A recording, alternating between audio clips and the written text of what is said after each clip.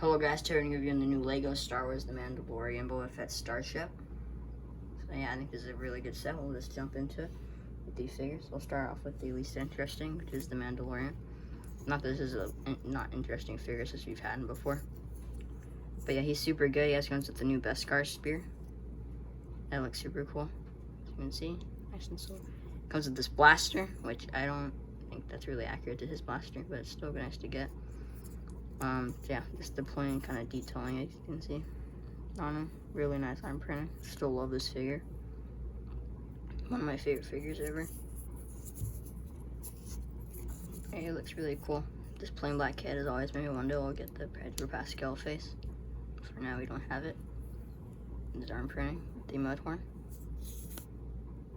Yeah, he's a super cool figure. If you don't have him, I definitely recommend getting him. And the newest figure that's exclusive to the set as of now, the Boba Fett figure. And I love this figure. He's one of my most anticipated figures of the new August wave this year. As you can see, it looks amazing. His arm printing is amazing. His blaster is the kind of normal one. His jetpack at the legs, which are more of a gunmetal grade, and they paint the black in those. I know a lot of people are wondering what his face looks like, but yeah, looks a lot like him, I think. See? I just absolutely love this figure. And I'll show you guys the back printing for that. Really nice. Again, I got the scarf going around, which I think that looks really cool. The mythosaur. The red gauntlets. Just a really cool figure. I think one of the best figures of this wave. She looks amazing.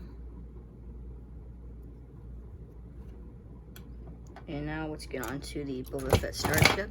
And that does happen a lot. I don't like that.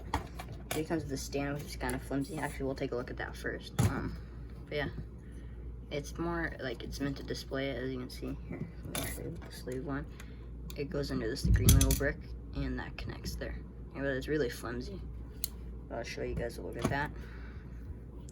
As you can see, it has those. It's not really cool, like anything new. You could put a figure on there if you wanted.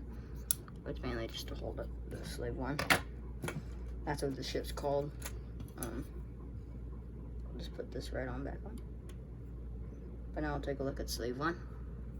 And this looks really cool. He's got the stud shooters on there. It's the green. Really small down compared to the 2020, or not 2020 or 19, the 20th anniversary slave one. This looks really cool. On the back, you see you got all those. And I guess this accounts a figure. We'll take a look at this. This opens up and you can pop out a carbonated Mandalorian guard, which is like the pig species. I would like them shown. You can see. That looks really cool. It's not especially printed like the Han Solo one. But I get why they didn't. It's kind of the same style as the one that came in the Razor Crest. As you can see. But yeah, super cool. And that just slides in like really perfectly. You can see, oops, sorry. As you can see, it slides in pretty good, and that just shuts. Other than that, there's not much play features. Like these kind of move depending on where it's at. The things are here, and the studs shoot just fine. And those are pretty basic. You know, they just shoot like that. Nothing big. I never really like them. It's hard to go get after you're done. This lifts up, which reveals the cockpit. As you can see, you can put them right there, sitting down. Whatever you want, and this is printed on there. That's cool. That's the only print in this set. The rest is stickers, which is a little disappointing. But yeah, it tends to fall off sometimes, but it's really cool. You get a lot of rare pieces. It's the stickers, as you can see, the detail around it. These are all stickers. The guns are really nicely articulated, and it fits Boba Fett pretty easily. I'll show you guys that. You're gonna want to take the blaster out of his hands and then put his arms up and sit him down, and then put down his antenna, because that one won't work. Yeah, we'll take a look at that now. He just sits. I prefer him sitting up because that's more accurate, because that's how the ship works. You just shut that, so you can see, and the antenna does go a little more down. There's Boba Fett in the ship. You can display like that, but I think that's kind of a waste of a good figure. He's a really cool figure.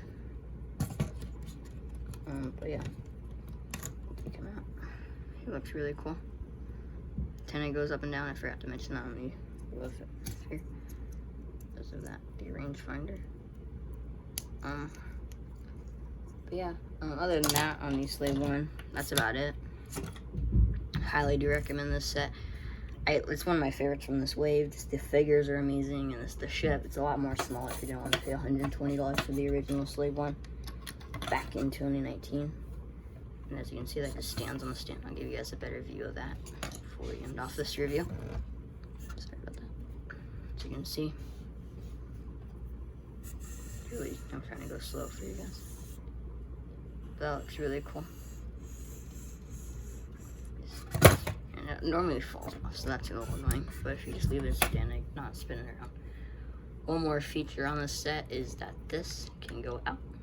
That's pretty cool. Like that. But it sometimes goes like down like that, as you can see. So that's kind of makes me mad. You get the thrusters. Yeah. Other than that, that's it for the Slave 1 review. Hope you guys enjoyed this video, and I'll be doing more reviews on the newer Lego Mandalorian sets that are coming out, along with the Infinity Saga sets. The ones I have coming is the Imperial Light Cruiser, and I have the Mandalorian Starfighter coming. And I also have the Avengers Endgame Final Battle. So stay tuned for those videos, and have a great day. Bye.